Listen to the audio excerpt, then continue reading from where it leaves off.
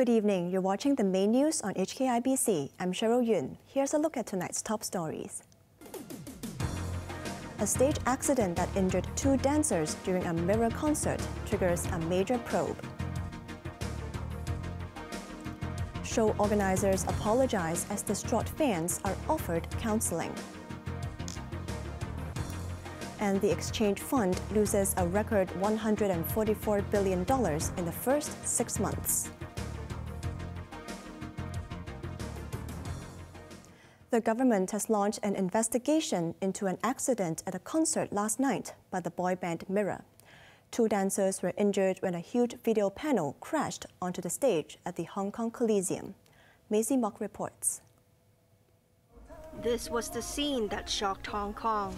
Now officials are trying to determine how a concert featuring the boy band Mirror ended in tragedy, injuring 2 dancers. After visiting the Hong Kong Coliseum in Hong Kong, Culture Minister Cheryl Yuen said an investigation showed that one of 2 metal cords snapped, sending a giant video crashing to the stage. He said it is too early to apportion blame. The Leisure and Cultural Services Department, the LCSD, which runs the venue, will head an investigation into the cause of the accident. The LCSD has made an agreement with all the hirer on the arrangement of the performance, and also the hirer has the prime responsibility to make sure that all the setup are safe, both to all the performers as well as to the audience. For any particular setup on the stage, they have to have a professional registered engineer to certify that the setup are safe for that purpose. Labour Secretary Chris Sun, who accompanied Yuen, said there will be an investigation to see if anyone is liable for prosecution. Fans were supposed to be streaming in today, taking selfies in front of this giant poster at the Hong Kong Coliseum before meeting their idols from the hugely popular boy band. But all of Mirror's remaining 8 shows have now been cancelled as the government ordered a full investigation. Chief Executive John Lee said special arrangements will be made for the family of one of the injured dancers to visit him in hospital when they return from Canada. The head of Communicable Disease Branch, Chuang Shuk Kwon, said under the special arrangement, people can travel from point to point and return to their quarantine hotel after the hospital visit. Before last night's accident, safety concerns were raised after dancers were reportedly injured during rehearsals, and one member of the group fell off the stage during the second performance. Maisie Mock, HKIBC. The rare accident at the Hong Kong Coliseum sent shockwaves across Hong Kong. Concert organizers apologized several times and pledged their full support to the 2 injured dancers, one of whom is still fighting for his life. Raymond Young reports. The freak accident took place about 2 hours into the sold-out concert last night. Mirror members Eden Loy and Anson Lo were accompanied by around a dozen dancers on stage when a giant screen came crashing down. It landed on top of a dancer before tipping to the side and hitting another. The horrific moment was widely documented, as many fans who paid top dollar for a ticket were filming the performance from their seats. Some screamed in panic, while others were shocked or bewildered over what had just happened. The lights went up briefly before the boy band's manager and veteran producer Wong Wai Kwan appeared on stage and apologized. She also pleaded with the audience to leave so staff could focus on handling the emergency. Thousands of concert-goers slowly made their way out of the Coliseum, many visibly distraught.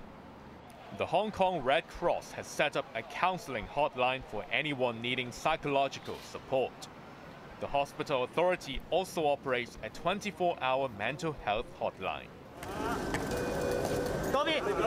First responders arrived 10 minutes later and rushed the two dancers to Queen Elizabeth Hospital. Top executives of Makerville, the entertainment subsidiary of PCCW, arrived at the intensive care unit after midnight. Lo Ting Fai, the agency's boss who used to run View TV, apologized once again and pledged to get to the bottom of the matter. He revealed that one of the dancers, surnamed Lee and better known as Mo, was conscious and able to communicate with doctors upon arrival. Mo suffered a spinal fracture and remains in serious condition after undergoing surgery. The other dancer, surnamed Cheng, escaped with abrasions and was discharged this afternoon. Concert organizer Music Nation announced all tickets for the cancelled shows, as well as for last night, will be refunded. Raymond Yang, HKIBC. Health officials say more people are now eligible for COVID oral drugs.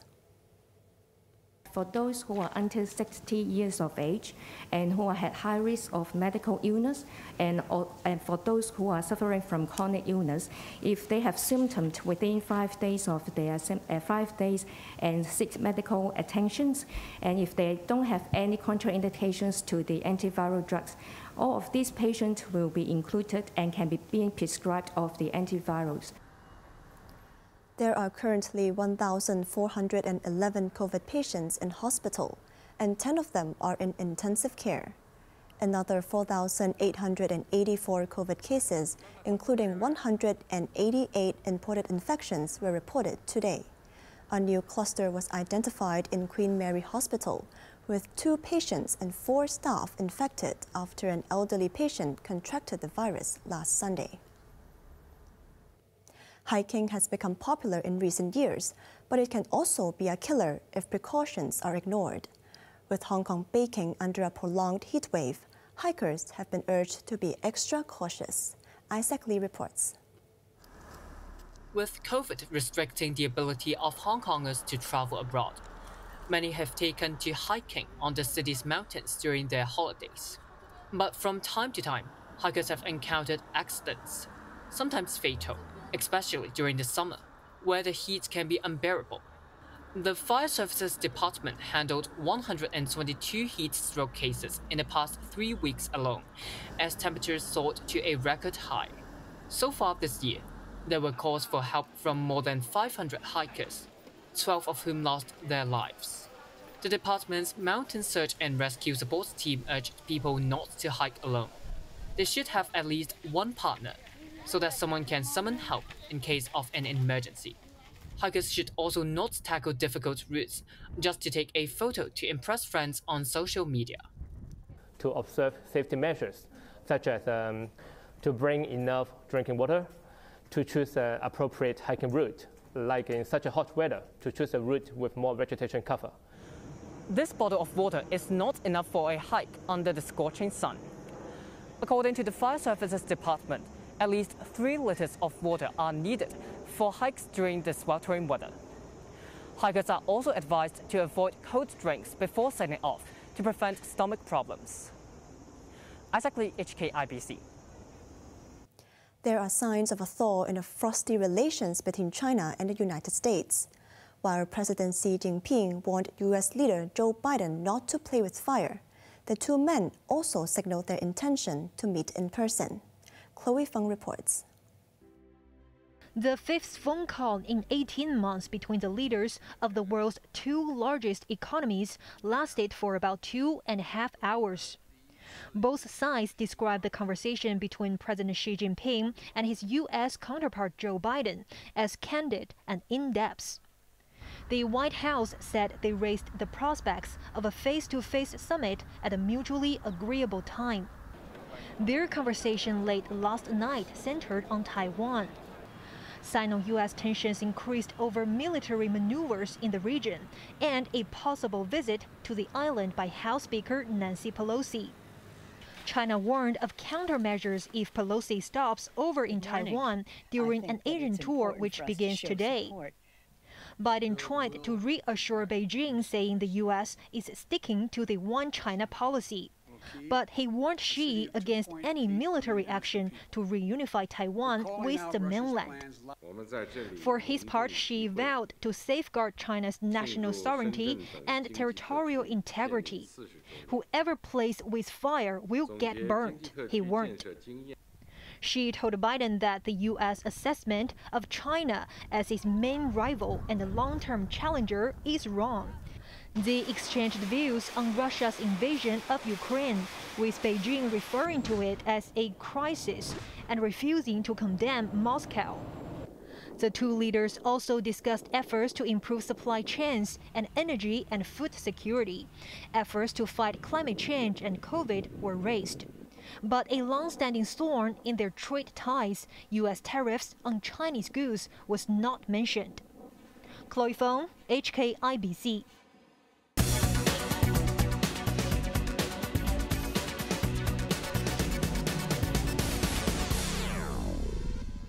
Exchange fund investments in the first half of the year suffered a record loss of more than $140 billion.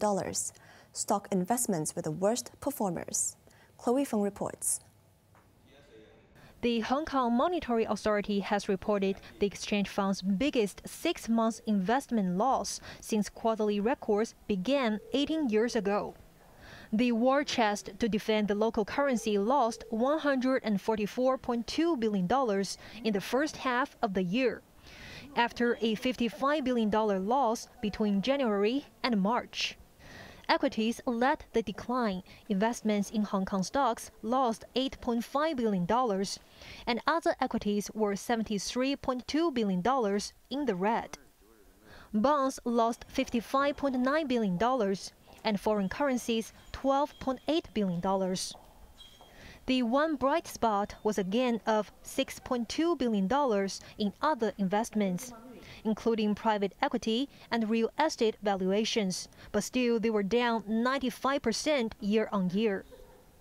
The exchange fund now has a little over $4.2 trillion, nearly $360 billion less than at the end of last year. Monetary Authority Chief Executive Eddie Yue said rising inflation, tighter monetary policies, geopolitical conflicts, and a global economic slowdown will continue to cause volatility in asset markets. He believes the investment environment will remain tough for the rest of the year. Chloe Fong, HKIBC. Standard Chartered is increasing its interim dividend payment to shareholders after reporting a 19% increase in first-half pre-tax profit. The earnings of $2.8 billion was above market expectations. The London-based bank also announced a $500 million share buyback. Standard Chartered made most of its profit in Asia. Its shares closed marginally higher in Hong Kong today. The Hong Kong stock market ended the month sharply lower, with the benchmark plunging 2.2%. There was a tech sell-off, with video sharing platform Kuaishou leading the slump by dropping 7%. Alibaba and Meituan each lost around 6%. The Hang Seng Index fell 7% in July, its biggest monthly loss in 1 year. Now let's take a look at the markets. The Hang Seng Index closed down 466 points. Top 10 active stocks. Tencent was down $14, Meituan down $11.70. JD.com down $11.20, and Wuxi Bio was down $2.40. Forex trading against the Hong Kong dollar, euro at 8, and the British pound at 9.53, Australian dollar at 5.74. The London FTSE is currently up 35 points. On to the weather now. There will be isolated showers and squally thunderstorms tomorrow, but it will remain hot.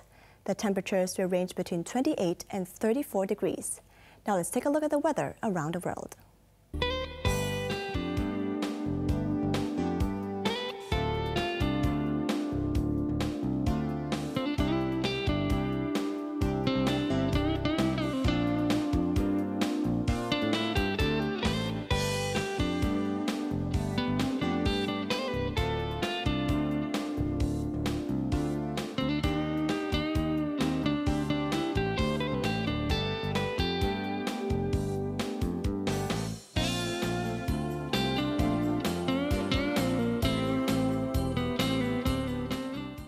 That's our main news for Friday night. Join us for more news at 11. I'm Cheryl Yuen. Good night.